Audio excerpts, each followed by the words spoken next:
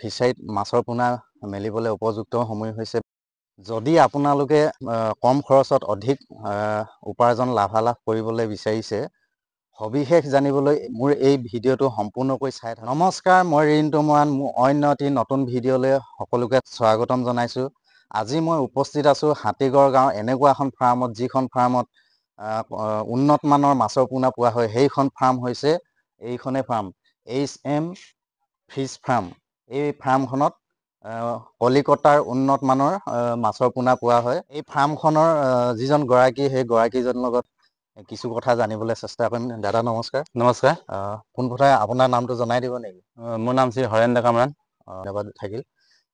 এই ফাৰ্মখনৰ গৰাকীজনে আজি বহু বছৰ ধৰি এই মাছৰ পোনাৰ লগত জড়িত থাকি তেখেতে মাছৰ পোনা যোগান ধৰি আছে কাকপথাৰত। আপোনাৰ এই ফাৰ্মখনৰ কলিকতাৰ মাছৰ লগত কিমান দিনৰ পৰা জড়িত হৈ আছে?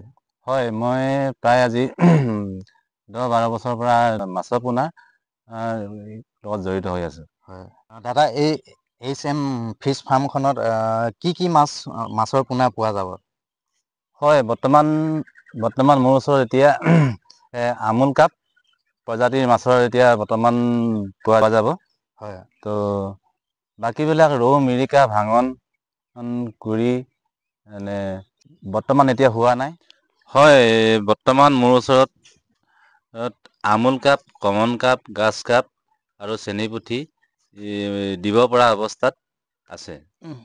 হয়, আপুনি কলকাতাৰ পৰা যিটো আপুনি মাছৰ পোনা আনিছে, এই মাছৰ পোনাটোৰ পৰা আপুনি কেনেধৰণৰ আপুনি উপকৃত হৈছে? 12 বছৰ হ'ল আজি এই মাছৰ পোনাৰ লগত জড়িত হৈ থকা, কিন্তু আগত উপকৃত হ'ব পৰা নাছিলোঁ। কিন্তু এতিয়া মই এই কলিকতাৰ মাছটোৰ লগত জড়িত হোৱা আজি প্ৰায় 3-4 বছৰ হ'ল। এতিয়া মই অলপ বেছি উপকৃত হৈছোঁ মানে। হয়, তো আপোনালোকেও এবাৰ ফাৰ্মখনৰ পৰা আপোনালোকে মাছৰ পোনা নি মেলি আপোনালোকে এবাৰ চাব পাৰে কেনেকুৱা ধৰণৰ উপকৃত হয়। দাদা, আপুনি যে মাছৰ পোনাটো কলিকতাৰ পৰা আনে, মাছটো কেনেধৰণে আনে? আমি মাছটো কলিকতাৰ পৰা আনো। হয়, মানে কলিকতাৰ পৰা আমাৰ এনেকুৱা মাছৰ কাৰ্টুনত আহে, কণী বাক্সা যিবিলাক সেনেকুৱা কাৰ্টুনত পেকিং হৈ আহে, গেছ দি অনা হয়। স্পন আনে নে মাছৰ পোনাই আনে আপুনি? হয়, বৰ্তমান এতিয়া যিবিলাক মাছ আছে এইবিলাক স্পন আনিছিলোঁ। হয়, প্ৰায় আজি 1 মাহ হৈ গ'ল। হয়, মানে সেই এতিয়া যিবিলাক আহিব লগা মাছ আছে ৰৌ, মিৰিকা, হয়, মানে সেইবিলাক মানে ফ্ৰাই যিটো কয়, ফ্ৰাই মাছ সেইটো আনো মানে। হয়। এতিয়া আপুনি মাছৰ পোনাটো দিয়াৰ ব্যৱস্থা হোম ডেলিভাৰী কৰে নেকি?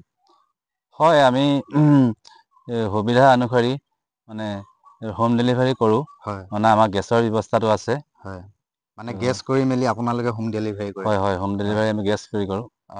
আপোনালোকে এইটো নেভাবিব, আপোনালোকে যেতিয়া আপোনালোকে মাছৰ পোনাখিনি নিব, মাছৰ পোনা আধা ৰাস্তাতে মৰি যাব, সেনেকুৱা কোনো কথা নাই। ইয়াত ধুনীয়াকৈ গেছ কৰি মেলি দি পঠিয়াব। মানে আপোনালোকে মানে পোনাখিনিত এটা মাছো আপোনালোকৰ ক্ষতি নহয়, মানে তেনেকৈ ভাল ধৰণে মাছৰ পোনাখিনি আপোনালোকক হোম ডেলিভাৰী কৰিব।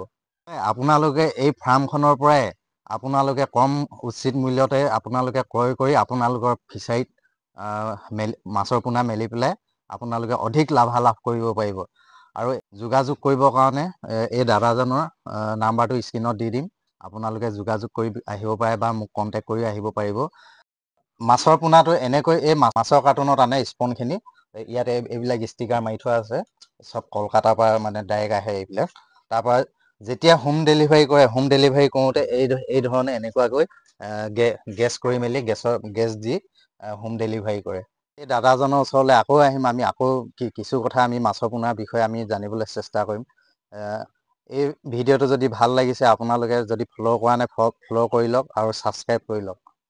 লগতে লাইক কৰিব, কমেণ্ট কৰিব আৰু শ্বেয়াৰ কৰিবলৈ নাপাহৰিব। Thank you, bye by.